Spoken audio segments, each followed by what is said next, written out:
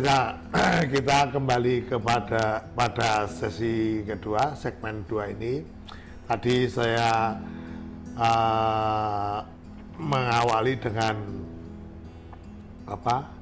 dinamika yang terjadi pada paripurna beberapa waktu yang lalu, di mana ada salah satu program legislasi daerah, yaitu Properda daerah, yang mendapat penolakan di dalam rapat paripurna, yaitu tentang pengawasan dan pengendalian minuman beralkohol. Nah, ini ceritanya piye Mas Prasiki? Nah, terima kasih Pak Tua. Kemarin memang terjadi dinamika di dalam rapat paripurna. Sebenarnya bukan dihapus, tetapi hanya mengingat waktu pembahasan, karena dianggap terlalu pendek waktunya. Karena ini kan perda ini kan perda yang sudah lama, sejak tahun 1953. Dan kalau dilihat dari situasi sekarang memang sudah tidak sesuai dengan kondisi yang ada sekarang. Sehingga untuk raperda pengendalian, pengawasan minuman beralkohol, karena sanksinya panjang. Sanksinya murah banget, masih distribusinya juga sudah tidak sesuai juga. Sehingga kemarin memang untuk digeser di dalam Properda tahun 2024, karena materinya memang banyak, itu berkaitan dengan pengendalian atau pengawasan minuman beralkohol, termasuk juga pelarangan minuman oplosan.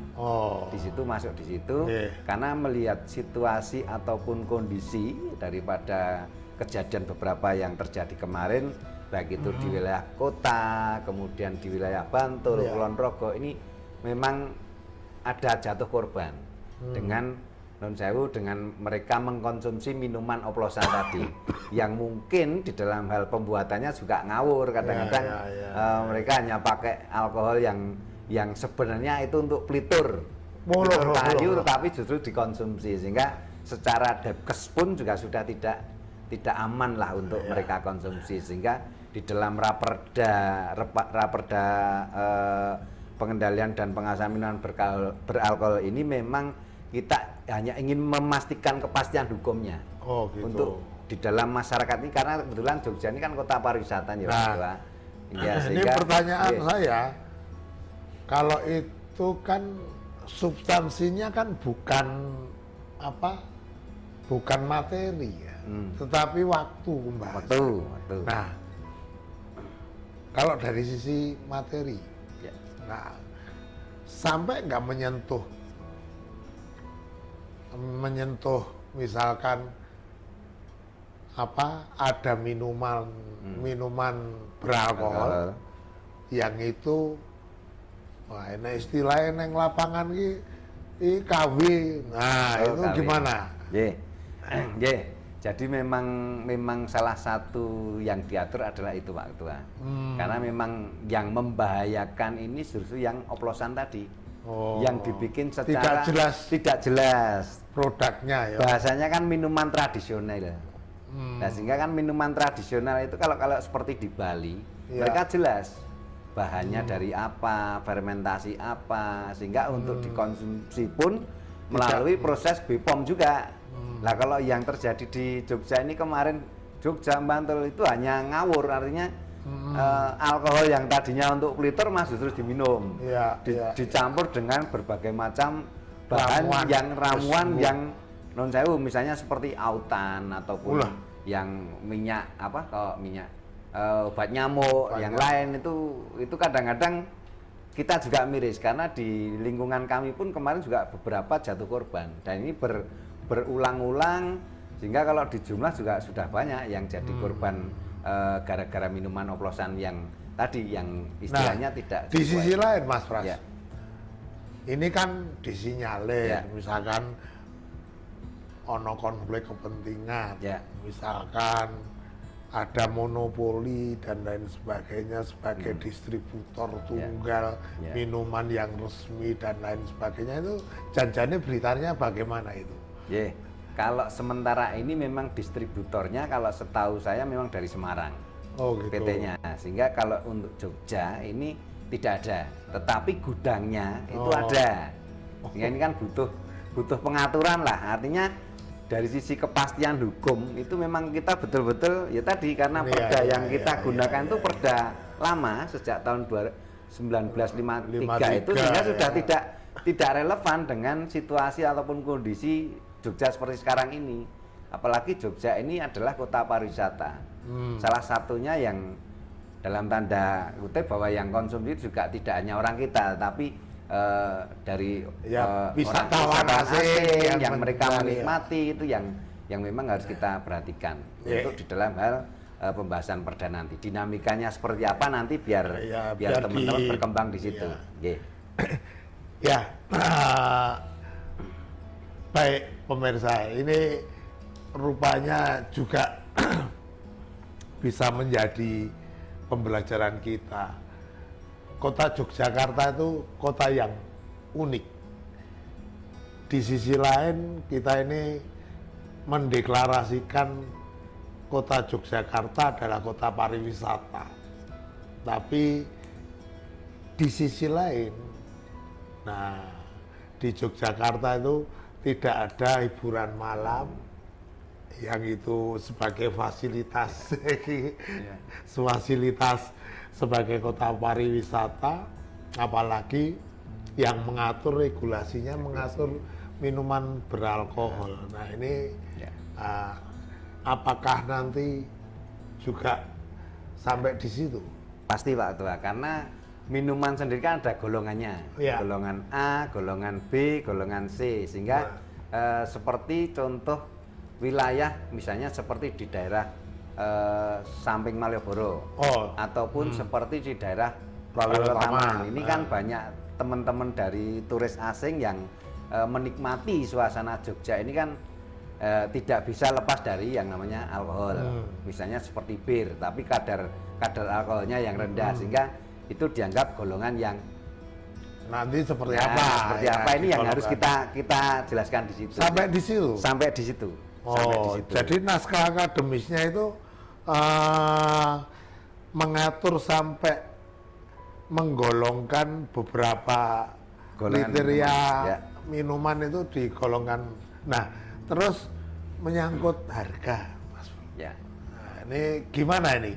Kan setelah golongan. Nah, kira-kira apakah nanti kalau orang yang bukan turis asing mau menikmati minuman beralkohol itu pasti bisa. Nah ini gimana? Kalau untuk teman-teman dari turis asing itu memang rata-rata itu memang mereka lebih lebih mengkonsumsi yang golongan ringan tadi. Misalnya seperti bir. Itu memang ya kalau orang kita seperti air putih lah. Mereka minum dengan menikmati suasana, kemudian kalau yang kategori yang golongan A ataupun B yang agak berat, yang kadarnya sampai 40%, ini kan memang harus betul-betul ada pengaturan tersendiri.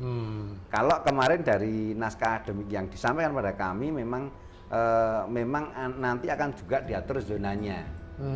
Zona yang sekiranya di situ adalah memang kawasan wisata. Itu memang harus kita atur. Nah, meregulasikan. Nah, meregulasikan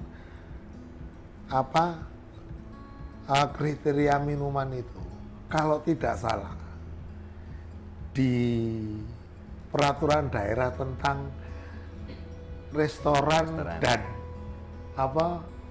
tempat-tempat minum itu kayaknya udah ada nih Mas. Sudah ada. Nah, sebetulnya gimana korelasinya? Kan kalau tidak salah untuk izin seperti mendirikan restoran itu ada restoran bintang 3, bintang 4 yang katanya itu restoran yang bisa menjual minuman beralkohol di atas 40%. Nah, itu ada kriteria tersendiri. Menurut Mas Pras, Nah, pengawasan dari Komisi A ini saya nyun sewu agak melenceng. Sebetulnya terselenggara tidak sih bangunan-bangunan itu di Jogja? Iya. Jadi kalau ya tadi mungkin karena perda kita masih lama ya, sehingga menurut kami dari teman-teman komisi itu memang sudah tidak sesuai. Artinya di dalam hal pengendaliannya, pengawasannya, tetapi kami sepakat bahwa yang namanya minuman oplosan tadi, ini yang memang menjadi perhatian plus kita semua. Artinya di dalam hal pelarangannya, supaya tidak ada korban jatuh lagi. Kemarin sudah banyak, contohnya di Gunung Kidul, di Bantul, di Kulon Progo, di kota sendiri juga sudah banyak yang jatuh korban. Ya tadi karena tidak sesuai dengan apa ya bahasanya tuh standarnya, standar yang harus diminum. Itu seperti itu Pak Ketua. Ya, jadi minuman beralkohol itu memang di satu sisi ya dari segi pariwisata kita memang perlu mengatur itu, dan di sisi lain jangan sampai itu dimanfaatkan oleh pihak-pihak tertentu yang mau mengambil keuntungannya sendiri. Yang penting liut. Orang mau payu, yang penting liut. Bahasanya orang Jogja, yang penting liut. Nah ini tetapi membahayakan dan sangat tidak cocok dengan fungsi kesehatan kita. Nah ini yang regulasi ini perlu diatur. Meskipun di kota Jogja yang saya ketahui beberapa restoran, tempat-tempat tertentu itu memang menyediakan. Tetapi yang tadi yang resto bintang 3 ataupun bintang 4 tadi. Itu apa itu? Menyediakannya apakah minumannya atau katanya harus punya tempat untuk istirahat seandainya ada yang minum terus membahayakan orang lain, membahayakan diri sendiri, lebih baik ditidurkan di tempat situ sehingga kalau pagi baru suruh pulang itu ada memang. Ya, sehingga penegasan di dalam raperda besok itu salah satunya mengatur itu Pak Ketua. Sehingga tidak hanya, mohon maaf, tidak hanya hanya mengawasi maupun mengendalikan, tetapi betul-betul mengatur supaya apa ya, peredaran minuman yang ada di Jogja, wong sekarang itu diatur apa tidak tetap sama saja, peredarannya juga marak. Alangkah baiknya itu memang lebih diatur. Karena kalau tadi disampaikan marak, semarak apa toh? Kemarin dengan kejadian yang terjadi, jatuh korban, meninggal dunia, itu kan menunjukkan bahwa aturan ini kan ya tadi dari kepastian hukumnya itu kurang. Tidak, karena perda kita masih tahun 53, walaupun di provinsi sudah diatur, tetapi kita juga punya yang istilahnya untuk kewenangan di kota, supaya apa? Kota yang notabene adalah kota pariwisata tadi juga betul-betul bisa mengatur sedemikian rupa supaya tidak disalahartikan lah untuk di dalam hal peredaran minuman beralkohol tadi. Itu terkait dengan minuman beralkohol, tentang distribusinya, tentang nanti siapa yang boleh menjual. Kemudian apakah itu nanti boleh dijual di luar di luar restoran? Terus minuman apa saja yang boleh dijual di luar restoran? Itu tentu saja hal yang menarik untuk kita dalami lebih lanjut. Nah, kita akan kembali ke segmen yang ketiga nanti terkait langkah-langkah berikutnya dan saran-saran dari senior.